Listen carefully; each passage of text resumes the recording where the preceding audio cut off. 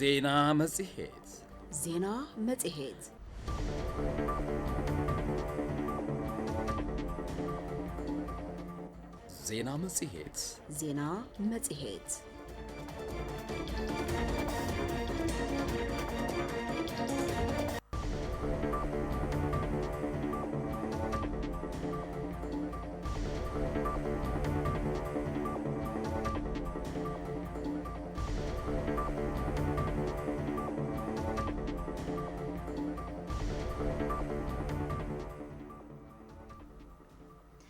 سلام طعنا بلنا كبرات سمعتنا زي 104.4 راديو اف ام مقلئيو زينا مጽሔት فلملو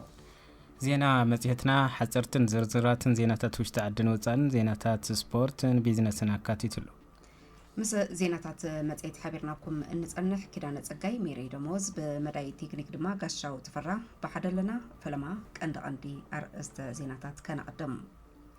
ተገልገልቲ ቤት ማዘጋጃ አገልግሎት አብ ውሽጥ ቤት ማዘጋጃን ጽባህ ተመለስ በዘይብሉን ጉዳዩም አብ ጉቡእ ሰዓቶም ኩድኡ አጥቢዕና ክንሰርሒና ኢሎም ሓላፊ ቢሮ ልምዓት ከተማን ኮንስትራክሽንን ትግራይ አይተዓለም ገብረዋህድ ፍትሐዊ ግብሪ በመካብ ቁጠባ ትግራይ ንምዕባይ ተዋዲድካ መስራሕ ከም ዘድሊ ዋና ዳይሬክተር በዓል መዚ ልምዓት ትግራይ ዶክተር ምሕረት በየነ ሓቢሩ كل حبر السب عبد جون أكلت ستة بمخان تساتفوا بمحيال جبنن سقات جبنن كبابيو نمقرف مسرح كم زقبا عبد كفلكة محاولتيت عبد عدشن دفن حلفي من محدار ستة زخنو أيت جبر مسكال دانيو قليتهم كابا وصعيد ما سانيت أمريكا بريزيدنت دونالد ترامب وتدرو حيلتات كافتي مس إيران زكاير جونتي كوز زز وسانة عزريو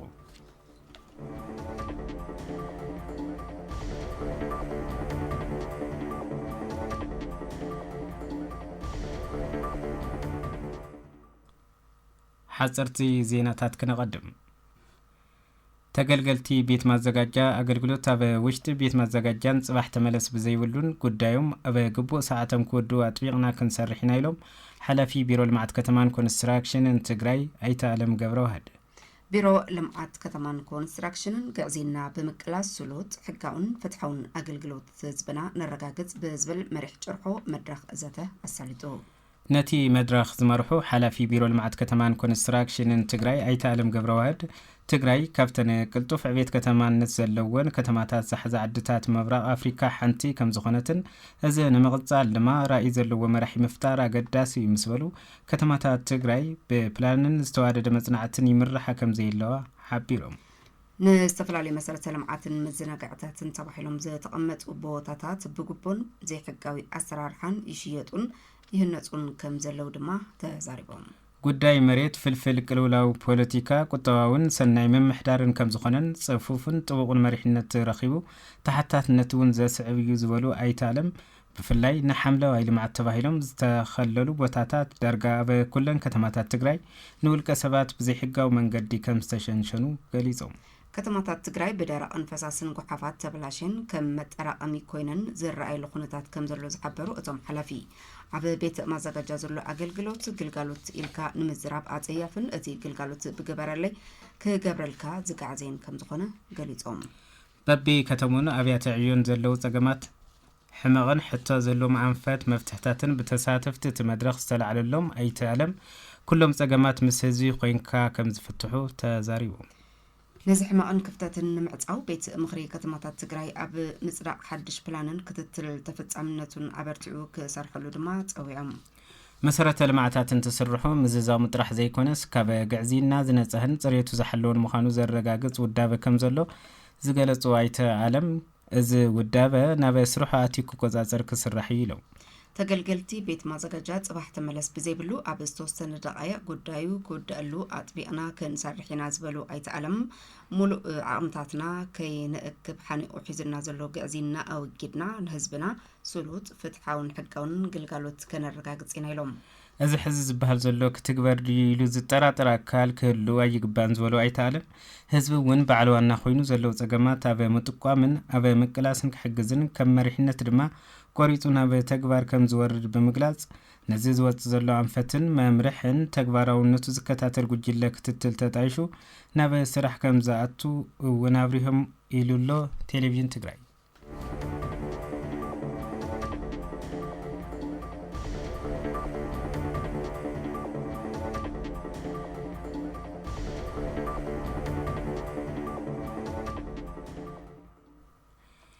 ዩኒቨርሲቲ ዓድግራት በመርሃ ግብርታት ቀዳማይን ካልኣይን ዲግሪ ዘምህሮም 524 ተምሃሮ ኣመሪቑ።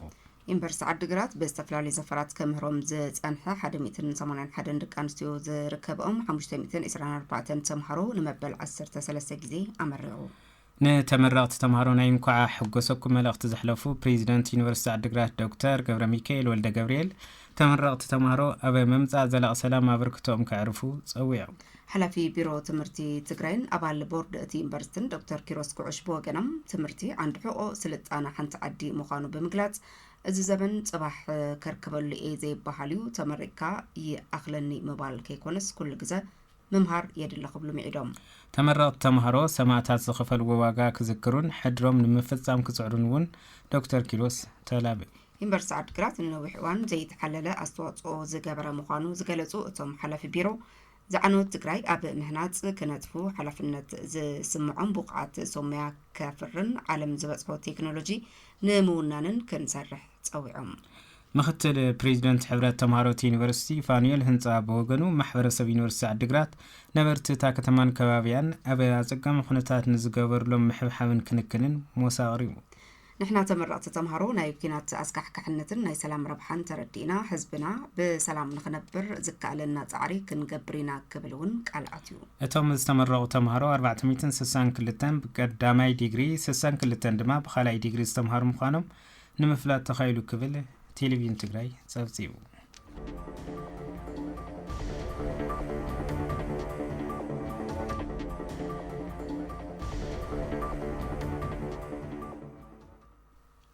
በተመሳሳሊ ዜና ዩኒቨርሲቲ ራያ ንፈለማ እዋን በሰለስተ ዓይነታት ሞያ ሳይንስ ጥዕና 59 ተምሃሮ ሓዊሱ ብዝተፈላለዩ ዓይነታት ትምህርቲ ዘምሃሮም 295 ተምሃሮ ኣመሪቑ ኣሎ።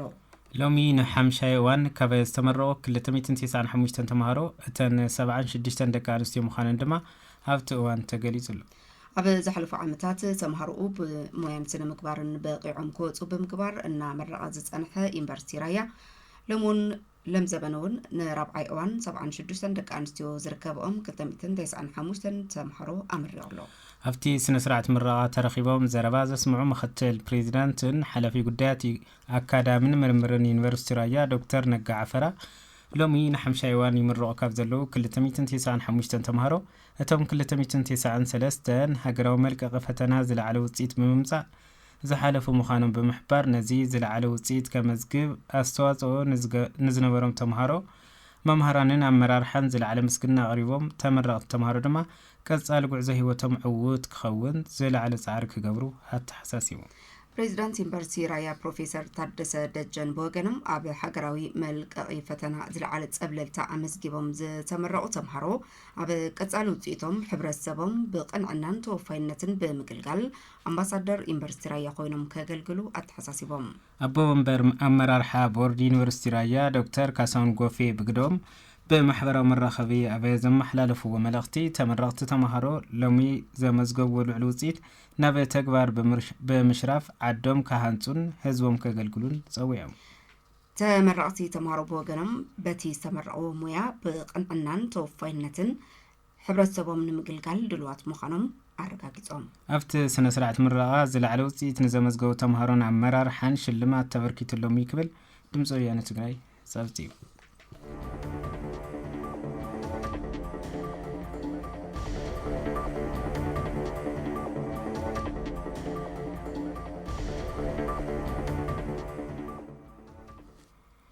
كبراتن كوران سمعتنا كافنو 104.4 راديو في مغلز فن علتاو زينا مزيحتنا يخمام كتتال تركبو حزي دما بزرزر ناب نريم زيناتات كنسكر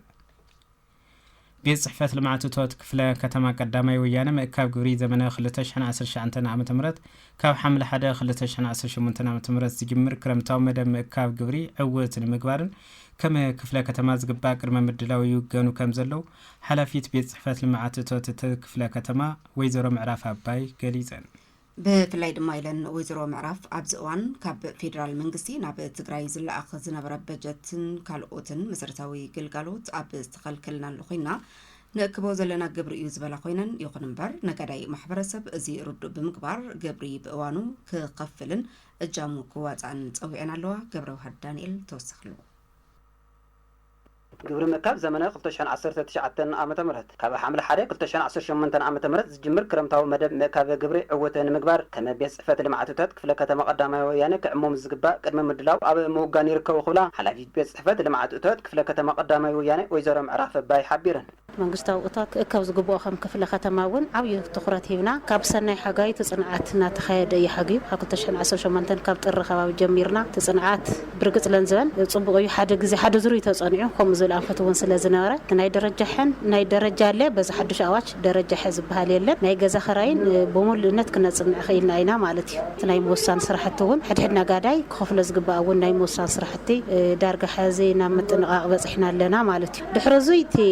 ክግበር ዝግብኦ ምስ ነጋዳይ መድረኽ ምፍጣር እዩ ግንዛቤ ምዕባይ ስራሕቲ ንብሎ ክንደይ ክኸፍል ይግብኦ እቲ ነጋዳይ ዝብል ኣፍልጦ ሃልይዎ ቅድመ ምድላው ምእንታን ክገብር ኣብ ሕድሕድ ጣብያ ከምቲ ልሙድ ኩሉ ግዜ ንገብሮ ናይቲ ነጋዳይ ክኸፍሎ ዝግባእ ዝርዝር ኣብ ጣብያታት ይልጠፍ እዩ እዚ ከም ክፍለ ከተማ ምስ መዳርክቲ ኣካላት እውን ኣብ ቀጻሊ ሰሙን ክንገብሮ ኢልና ኢና ሒዝና ዘለና እሱ ተሓሳቢ ገይሩ እቲ ነጋዳይ ሓደ ሕቶታት ርኡይቶታት ዝለዓሉ ቅሬታታት ተሃልዮም እውን ሓምለ ሓደ ምስ መፀ ካብ ናብ ቅሬታ ናብ ጥርዓንን ዝመጽእ ኣቕዲሙ ኣብቲ ዝግበር መድረኻት ርኡዩ ቅሬታት ሃልይዎ እውን ኣቕዲሙ ቅሬታ ሰምዕ ኮሚቴ እውን ከም ቤት ጽሕፈት ኩሉ ግዜ ከም ኢና ንገብር ኮሚቴታት ተጣሽና ምድላው ጌርና ኢና ንጸንሕ ብፍላይ ድማ እቲ ዝእከበ ግብሪ ዕውት ንምግባር ግደ ኩሎም መዳርክቲ ኣካላት ልዑል ክኸውን ይግባእ ዝበላ ወይዘሮ ምዕራፍ ስለዝኾነ ድማ ሎማ ዓመት ዝእከበ ግብሪ ትግራይ ኣብ ከቢድ ቅልውላ ኣብ ዘለትሉ እዋን ስለዝኾነ ብተወሳኺ ካብ ፌደራል መንግስቲ ዝለኣኽ በጀት እውን ኣብ ዝተኸልከለሉ ብምዃኑ ነጋዳይ ሕብረተሰብና እዚ ፈሊጡ ኣብ ምኽፋል ግብሪ ብእዋኑ ክኸፍልን እጃሙ ክፍጽምን ይግባእ ክብላ ገሊፀን ሕዚ ትግራይ ኣብ ምንታይ ኩነታት እኒሃ ዘኒሆ ኩነታት ዋላ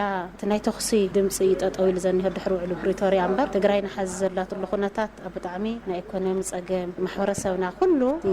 ክርከብ ዝግብኦ ካብ ፌደራል ዝለኣኽ ዝነበረ በጀታት እውን ጠጠው ዘለሉ ሰዓት ኮይና ነካይዶ ስለ ዘለና ነጋዳይና ነዚ ይርድእ ብምግባር ኩላትና እጃምና ክንዋፃእ ዝግበአናና ነዚ ተሓሳቢ ዝገበረ ንሕና ሓንቲ መልእኽቲ ንሕልፋ ኩሉ ግዜ መድረኻት ክንፈጥር ከለና ኣብ መድረኻት ክርከብ ኣለዎ ነጋዳይ እያ ሓዝና ኣብ መድረኽ ይመጽኡ እሞ ንሕና እውን ዓደይ ንውዕልን ሰራሕተኛ ተዋፈር ኩሉ ዝምልከቶ ኣካል ድሓር ዝመጸፍቲ መድረኽ ግን ውሕድ ነጋዳይ ይኸውን እሞ ድሓር ግን ኣብ ክረምቲ ክመጽእ ከሎ ብጣዕሚ ጭንቅ ይፈጥረልና ስለዚ ኣቐዲሙ ፈሊጡ ተረዲኡ በቃ ግብርን ሞትን ኣይተርፍ እዩ ዝብል ኣብቲ ነጋዳይ እዚ ተሓሳቢ ዝገበረ ግንዛቤ ሒዙ ሓምለ ሓደ ጀሚሩ ግቡእ ክፍጽም ኢና መልእኽትና ንሕልፍ ንሕና ከዓ ከም ቤት ጽሕፈት ቶም ዘድሊና ናይ ውሽጥና ከዓ ንሕና ንወስድ ሓላፍነት ከዓ ንሕና ወሲድና ሙሉእ ግልጋሎት ንምሃብ ያው ምሽውሻው ኢና ንርከብ ዝብል መልእኽቲ ንሄና ማለት እዩ ኣብ ወርሒ ሓምለ ካብ 7,000 ነጋዳይ ማሕበረሰብ ክፍለ ከተማ ልዕሊ 9 ሚልዮን ብር ንምእካብ ትልሚ ሒዙ ይስራሕ ከም ዘሎ ዝሓበራ ወይዘሮ ምዕራፍ እዚ ዕውት ንምግባር ድማ ግደ መዳርክቲ ኣካላት ልዕል ክኸውን ከም ዝግባእን ነጋዳይ ማሕበረሰብ እውን ኣብ እዋኑ ክኸፍል ይግባእ ክብላ መልእኽተን መሓላሊፈን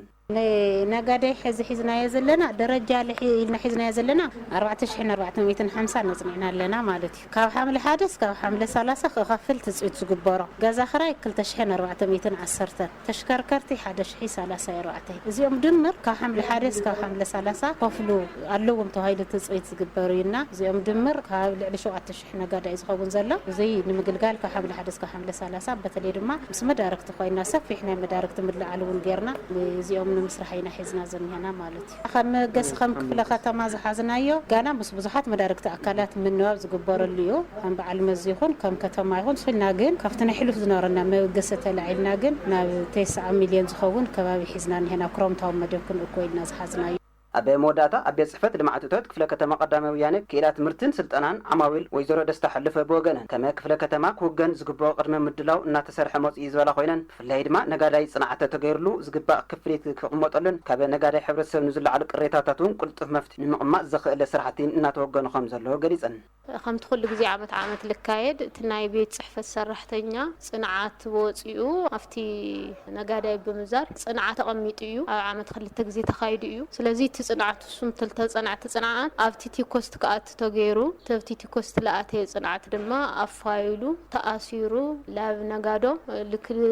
ክልጠፍሞ ነጋዶ ክፈልጥዎ ሪኡ ለለዎም ቅሬታ ድዩ ለለዎም ሓደ ነገራት ኣቀዲሞም ልክሪኡ ፈሊጦም ንክጸንሖም እቲ ጽንዓት ምስ ተለጠፈ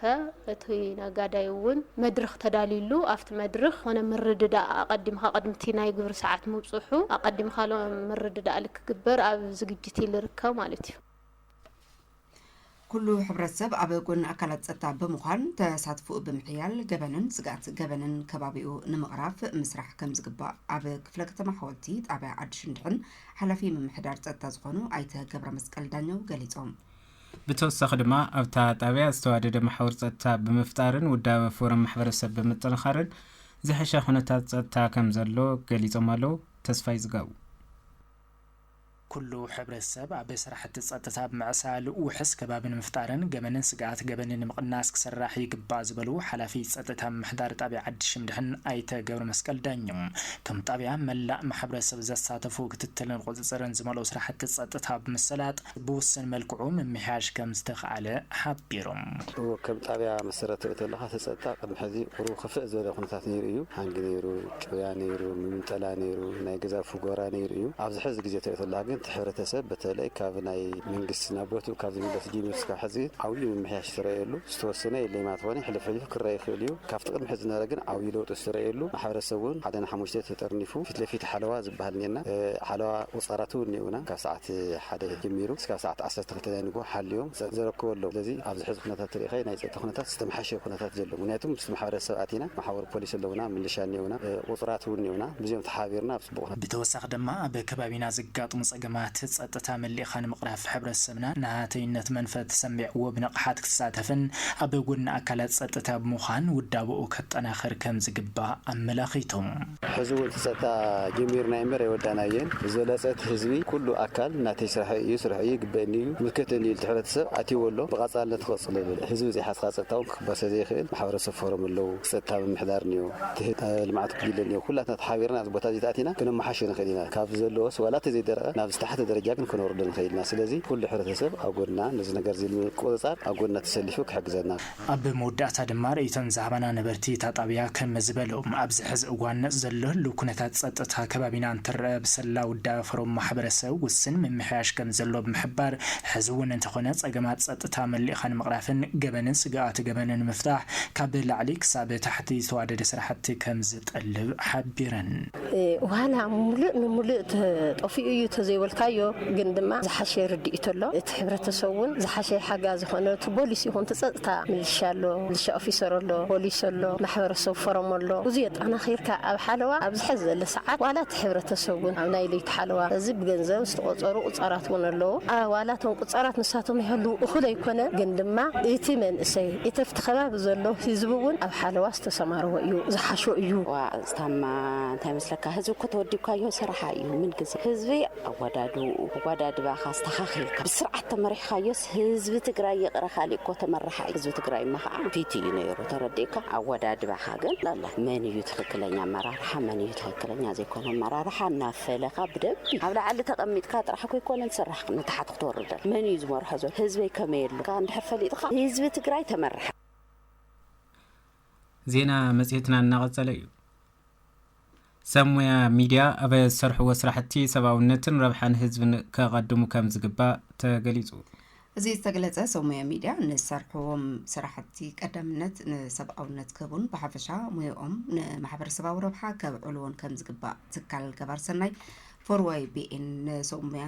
ሚዲያ ኣብ ዝሃቦ ሙያዊ ስልጠና እዩ ኪሮስ ሓድሽ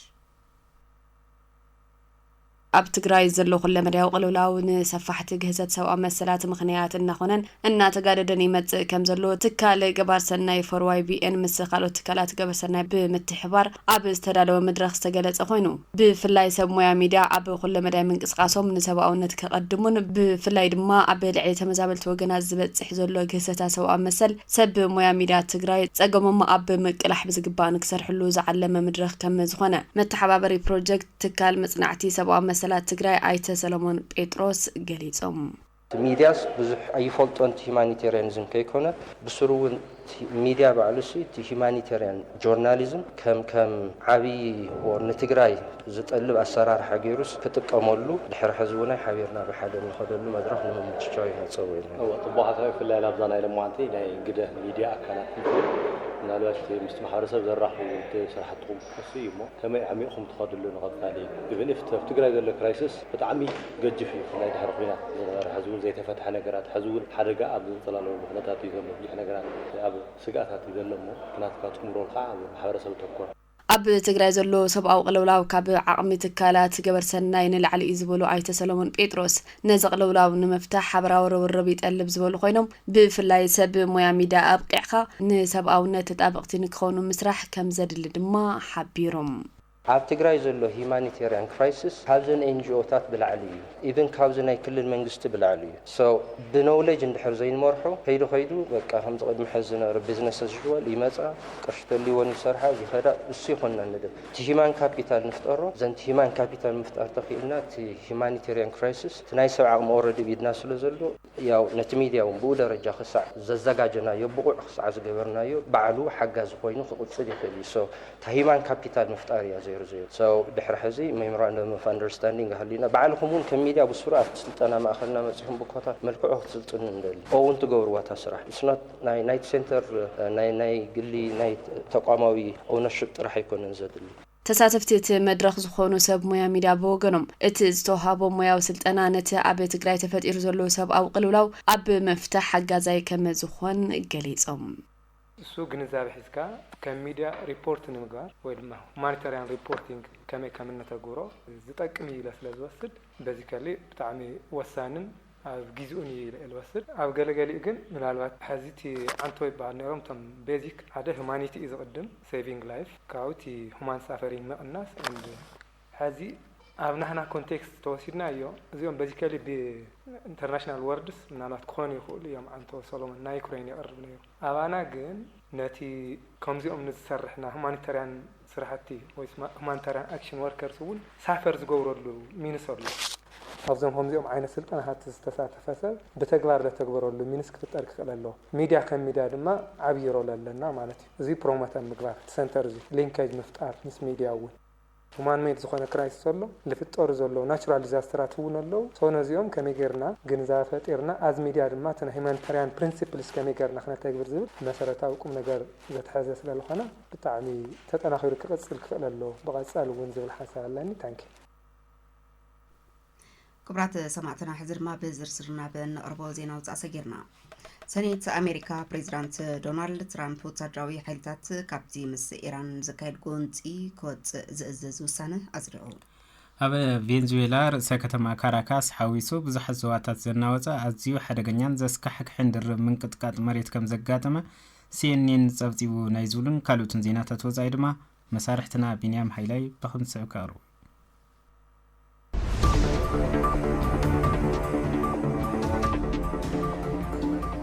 ኣብ ቬንዙዌላ ርእሰ ከተማ ካራካስ ሓዊሱ ብዙሓት ዞባታት ዘናወፀ ኣዝዩ ሓደገኛን ዘስካሕክሕን ድርብ ምንቅጥቃጥ መሬት ከም ዘጋጠመ ሲኤንኤን ፀብፂቡ መሰረት ፀብጻብ ትካል መጽናዕቲ ጂኦሎጂ ኣሜሪካ እቲ ቀዳማይ 7.2 ዝዓቐኑ ምንቅጥቃጥ መሬት ኣብ ከባቢ ሞንታልቫን 13.2 ኪሎ ሜትር ኣብ ትሕቲ መሬት ዘጋጠመ ኢሉ ድሒሩ ድማ 7.5 ዝዓቐኑ ካልኣይ ሓያል ምንቅጥቃጥ መሬት ካብ ዩማረ 23 ኪሎ ሜትር ርሒቑ ኣብ 10 ኪሎ ሜትር ዕምቆት ተኸሲቱ ይበል ዘፍጻመ ብኣቆጻጽራ እቲ ከባቢ ሰዓት 18:04 ድሕሪ ቀትሪ ኣጋጢሙ ይብል እቲ ምንቅጥቃጥ ኣዝዩ ሓያል ስለ ዝነበረ ጽልዋኡ ክሳብ ርእሰ ከተማ ጎረቤት ሃገር ዝኾነት ኮሎምቢያ ቦጋታ ብሩእይ ተሰሚዑ ይብል እቲ ሓበሬታ መጀመርታ ንቬንዙዌላ ደሴታት ቨርጂን ኣሜሪካ ብሪጣንያን ዘጠቓልል መጠንቀቕታ ሱናሚ ተዋሂቡካ እንተነበረ ዳሕራይ ግን ተሰሪዙ ይብል ፀብጻብ ሲኤንኤን ልዕሊ 3/4 ኣሜሪካውያን መስረቲ እቲ ሃገር በኣሜሪካ ተስፋ ከም ዝቆረፁ ይሓስቡ ከም ዘለዎ ኣብ ሶምን እዚ ዝተዘርግሐ ዳሃሳስ ጋሎፕ ይሕብር ሓደ ካብቶም ብዙሓት ሓደሽቲ መጽናዕትታት ኮይኑ ህዝቢ ብዛዕባ ድሕሪ እቲ ሃገር ኣብ መበል 250 ዓመት ምምስራታ ኣብ ዝቐርበሉ ዘሎ እዋን ዘሎ ዝተሓላለኸ ስምዒት ዘጉልህ ይብል 900 ጥራይ ኣሜሪካውያን እቶም ፈረምቲ ኣዋጅ ናጽነት በቲ ኣሜሪካ ዝወፀትሉ ኣገባብ ክሕገሱ እዮም እንትብል 77% ድማ ተስፋ ከም ዝቆረፁ ገሊፆም ይብል እቲ ሓበሬታ እቲ ኣሊታዊ ኣረኣእያ ብዓብይኡ ክልታዊ እንትኸውን ኣብዚ እዋን እዚ ሪፓብሊካን ካብ ዲሞክራቲስ ቁሩብ ዝወሓደ ተስፋ ዝቆረፀ ኣረኣእያ ክሕዙን ከለው ሓደ ርብዒ ወይ ድማ ትሕቲኡ ኣብ ስግግር ምምስራት ሰልፊ ግን እቶም መስረቲ ክሕገሱ እዮም ዝብል ግምት ኣለዎም ኢሎም ጋሎፕ ካብ 1999 ኣቆጻጽራ ኣውሮፓውያን ጀሚሩ ነዚ ሕቶ በብእዋኑ ክሓትት ከም ዝጸንሐን እቲ ዳሕራይ ሕቶ ድማ ክሳብ ሕዚ እቲ ዝኸፍአ ተስፋ ዘቑርፅ ይብል ፀብጻብ ሬተርስ ሰኔት ኣሜሪካ ፕሬዚደንት ዶናልድ ትራምፕ ወታደራዊ ሓይልታት ካብ ምስ ኢራን ዝካየድ ጎንፂ ከውፅእ ዝእዝዝ ውሳነ ኣጽዲቑ እዚ ድማ ንዶናልድ ትራምፕ ርኡይ መግናሕትን እቲ ኩናት ኣብ ኮንግረስ ደገፍ ከም ዘይብሉ ዝገልጽ ሓያል መልእኽቲ ክብል ሲኤንኤን ፀብፂቡ ሴኔተራት ፓርቲ ጂኦፒ ራንድ ፖል ሱዛን ኮሎንስ ሌዛ ሙርኮስኪን ቢል ካሲዲን ምስ ዲሞክራት ብምዃን ነቲ ውሳነ ከድምፁን ከለው ዲሞክራት ሴኔተር ጆን ፌተርማን ድማ ኣንጻሩ ድምፂ ሂቦም ቅድሚ ሕዚ ንውሳነታት ሓይልታት ኩናት ንምስጓም ዝቃወም ድምፂ ዝሃቡ ሴኔተራት ፓርቲ ጂኦፒ ሚች ማኩነልን ዴቭ ማኮርሚክን ዘይምህላዎም ነቲ ስጉምቲ ንኽጸድቕ ኣበርክቶ ገይሩ ይብል ትራምፕ ብወገኑ ኣብ ትሩዝ ሶሻል ኣብ ዘርግሖ ጽሑፍ ነቲ ድምፂ ብሕማቅ ግዘን ትርጉም ዘይብሉን ክብል ገሊጽዎ እዩ ወሲኹ ድማ ሰኔት ነቲ ውሳነ ብምጽዳቕ ንጸለይ ሓገዝን ምጽናዕን ዝህብ ኢሉ እቲ ስጉምቲ ኣብ መጀመርታ ናይ ዝወርሒ ናብ ባይቶ ሓሊፉ ብተመሳሳሊ ውሳነ ዝፍለጥ ስለ ዝኾነ ግን ፌርማ ፕሬዚዳንት ዘየድልዮ ብመግለጺ ድማ ሓያል ሕጊ ዝስከም ከም ዝኾነን ተገሊጹ ውሳነ ሓይልታት ኩናት ንምሕላፍ ኣብ ዝግበር ጻዕሪ ዝሳተፈ ሓጋዚ ባይቶ ዲሞክራትስ ኣብ መጀመርታ ናይ ዝወርሒ ንሲኤንኤን ኣብ ዝሃቦ ሓበሬታ ግን እቲ ስጉምቲ ቀያዲ ክኸውን እዩ ዝብል እምነት ከም ዘለዎምን ንምስራሕ ሕጋዊ ጉዳይ ክኸውን ከም ዝኽእልን ገሊጾም ኢሉ ሲኤንኤን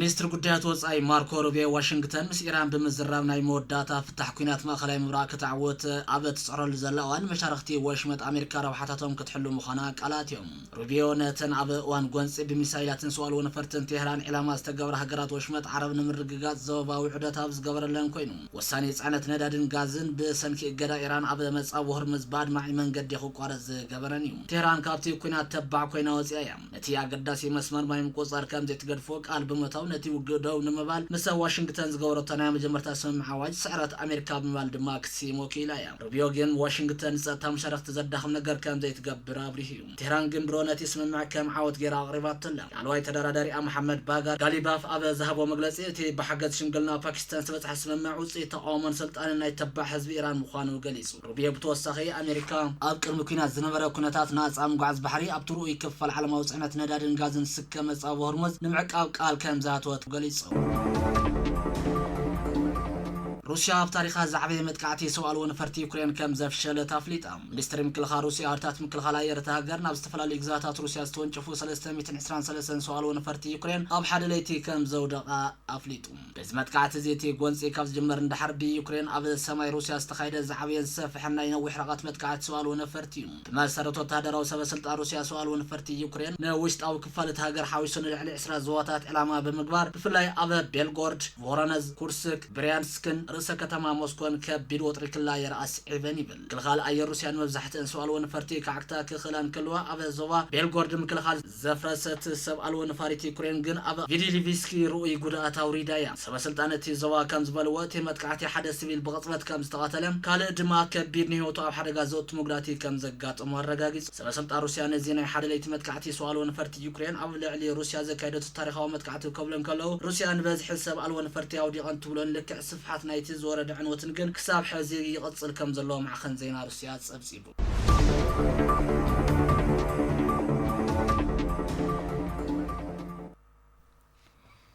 ሕዚ ድማ ናብ ጸብጻባት ቢዝነስ ዝዕለት ክንሰግር ፍትሓዊ ግብሪ ብምእካብ ቁጠባ ትግራይ ንምዕባይ ተዋዲድካ ምስራሕ ከም ዘድሊ ዋና ዳይሬክተር በዓል መዚ ልምዓት እቶት ትግራይ ዶክተር ምሕረት በየነ ሓቢሩ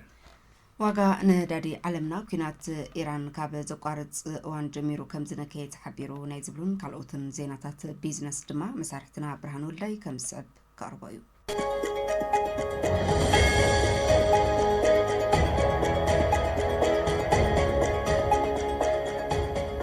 سلام طعنا هبلنا أدمستي 104.4 راديو اف ام مقله زيناتات بيزنس زعلت حزنا قريبنا لنا نمكتتالكم ان مسجنا نفتي فلما حابريتا دما كنسغراكم فتحاو غبري بمكاف قطوا تግራይ ንምዕባይ ተዋዲድ ከም ምስራሕ ከም ዘድሊ ዋና ዳይሬክተር በዓል መዚ ልምዓት እቶት ትግራይ ዶክተር ምሕረት በየነ ሓቢረን ፍትሓዊ ግብሪ በመካፍ ቆጠባ ትግራይ ንምዕባይ ኣመራርሓን መዳርክቲ ኣካላትን ተዋዲዶም ክሰርሑ ከም ዝግባእ ዋና ዳይሬክተር በዓል መዚ ልምዓት እቶት ክልል ትግራይ ዶክተር ምሕረት በየነ ዝገለጻ ኮይነን መደብ ካብ ግብሪ ዓመት 2019 ዓመተ ምህረት ንምዕዋት ዝሕግዝ መድረኽ ምስ ኣመራርሓ ዞባታት ወረዳታትን መዳርክቲ ኣካላትን ኣብ ዝተሳለጠሉ እዋን እዩ ዋና ዳይሬክተር በዓል መዚ ልምዓት እቶት ክልል ትግራይ ዶክተር ምሕረት በየነ ብሰንኪ ዘጋጠመ ጥንታዊ ኩናት ኣብ ልዕሊ ስርዓተ ግብሪ ትግራይ ዝበፅሐ ጉድኣት ናብ ኑር ንምምላስ ይሰርሕ ዋላ እኳ እንተሃለወ እቲ ፀገም ብምሉእነት ክሳብ ዝፍታሕ ግን ግብሪ ነቲ ዘሎ ፀገም ብውስን ንምሽፋን ብዕቱብ ምስራሕ ከም ዘድሊ ሓቢረን ፋይናንሳዊ ዓቕሚ ትግራይ ንምዕባይ ፍትሓዊ ግብሪ ምእካብ ወሳኒ ከም ዝኾነ ዝሓበራ ዶክተር ምሕረት እዚ መደብ ንምዕዋት ገደ መዳርክቲ ኣካላት ኣመራርሓን ሰሙያን ወሳኒ ከም ዝኾነን ኣብ ዘተ ዝተሳተፉ ኣመራርሓን መዳርክቲ ኣካላትን ለምዘበን ዝእከብ ግብሪ ፍትሓውን ኣሳታፍን ንክኸውን ዘኽእሎም ስራሕቲ ውግኑ ከም ዘለው ድማ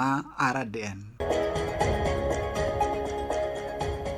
ዋጋ ነዳዲ ዓለምና ኩናት ኢራን ካብ ዘብቋሉ እዋን ጀሚሩ ከም ዝነከየ ተሓቢሩ መራኸብ ብመተሓላለፊ ባሕሪ ሆርሙዝ ኣቢለን መንቀስቃስ ካብ ጀመራሉ እዋን ክስካብ ሕዚ ኣብ ዘሎ ግዜ ዋጋ ነዳዲ ዓለምና ከም ዝነከየን ኣብ ዝሕዚ እዋን ዋጋ ነዳዲ ብሬንት ናብ 72.8 ዶላር ንበርሊን ከም ዝበፅሐ ድማ ተገሊጸሎም እዚ ፍጻመ እዚ ድማ ኣሜሪካን እስራኤልን ኣብ ልዕሊ ኢራን መጥቃዕቲ ቅድሚ ምፍጻም ዝነበረ ዋጋ ከም ዝኾነን ኢራን መተሓላለፊ ባሕሪ ሆርሙዝ ብምዕፃዋ ዝሓለፈ ኣዋርሕ ዋጋ ነዳዲ ሰማይ ዓሪጎ መንባሩን ኢራንን ኣሜሪካን ስምምዕ ድሕሪ ምኽታመን ግና ዋጋ ነዳዲ እናቐነሰ ከም ዝመፀን ኣሜሪካ ኣብ ልዕሊ ነዳዲ ኢራን ገይራቶ ዝነበረት ማዕቐብ ብምልዓሉን ብባሕሪ ሆርሙዝ ዝሓልፋ መራኸብ ቁፅረን ምውሳኽን ስዒቡ ኣብ ዝሕዚ እዋን መራኸብ ዓለምና ከም ነዳዲ ተፈጥራዊ ጋዝ መዳወርያን ካልኦት ንብረታትን ሒዘን ብዘይ ዝኾነ ገደብ ይንቀሳቐሳ ከም ዘለዋ ድማ ተሓቢረሎ ክብል ቢቢሲ ጸብጺቡ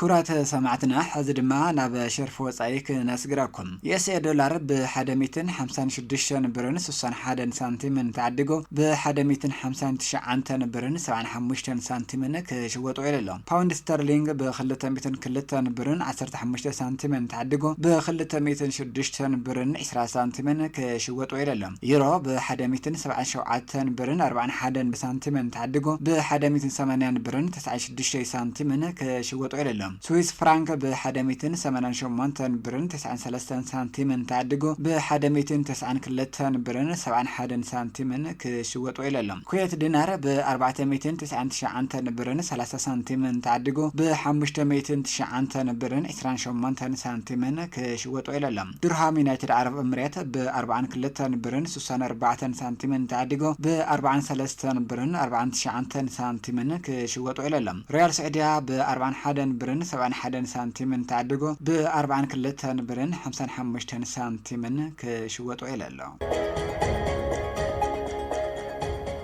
نابا الاتاوي واقع ورقي كنسجر كلنا دما بعد 24 كارات ورقي درجة صفاتو 99.96 نايزخنا مشيت واقع نجرام 20 شمونتا 203 بر بعد 22 كارات ورقي درجة صفاتو 91.39 نايزخنا مشيت واقع نجرام 19 بر بعد 21 كارات ورقي درجة صفاتو 86.84 نايزخنا مشيت واقع نجرام 18 كلتا 203 بر بعد 18 كارات ورقي درجة صفاتو 71.81 نايزخنا مشيت واقع نجرام 15,600 كلتا بر بعد 16 كارات ورقي درجة صفاتو 6.38 نايزخنا مشيت واقع نجرام 13,869 بر بعد 14 كارات ورقي درجة صفاتو 47.46 نايزخنا مشيت واقع نجرام 12,135 بر كشوطو يللهم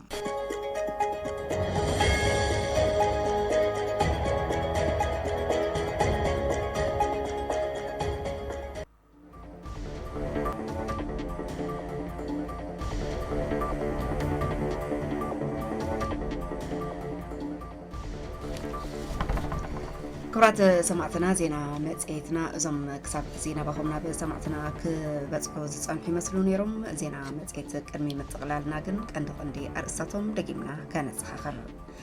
تገልገልቲ ቤት ማዘጋጃ አገልግሎት ኣብ ውሽጢ ቤት ማዘጋጃን ጽባሕ ተመለስ ብዘይብሉን ጉዳዮም ኣብ ግቡእ ሰዓቶም ክወድኡ ኣጥቢቕና ክንሰርሕና ኢሎም ሓላፊ ቢሮ ልምዓት ከተማን ኮንስትራክሽንን ትግራይ ኣይተዓለም ገብረዋህድ فتحوي جبري بمكاب كتبة تجري نمعباي تواريخ خامس راح كم زدلي وانا دايركتور بعد مزيل معتتو تجري دكتور محرت بينا حبير كل حبرتسب أب جوني أكلات تتعب مخان تصادفوا بمحيال جبنن سقعت جبنن كبابيون مقرف مسرح كم تجبا أب كفلكة ما حاولتي تابع عدش ندحن حلافي من محدار تتزغنو أيت جبر مسكال دانيو قليتون سنيت أمريكا بريزيدنت دونالد ترامب وتادروا حلتات كافتي مسيران زكايد قنتي كوت زئزز والسنة هازليغو نايزولون كالوتون زينات تنافاهم نافزحنا ميري دومز كيدانة زقاي بمداي تكنيك دما قاشا وتفرح حبيرناكم زانحنا مثل سرفم دلوات فنو 204 ريدي في مغلا سنة يقول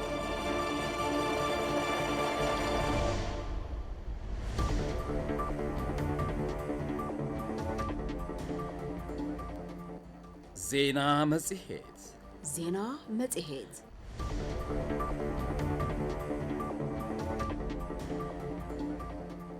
زينا مزيهات زينا مزيهات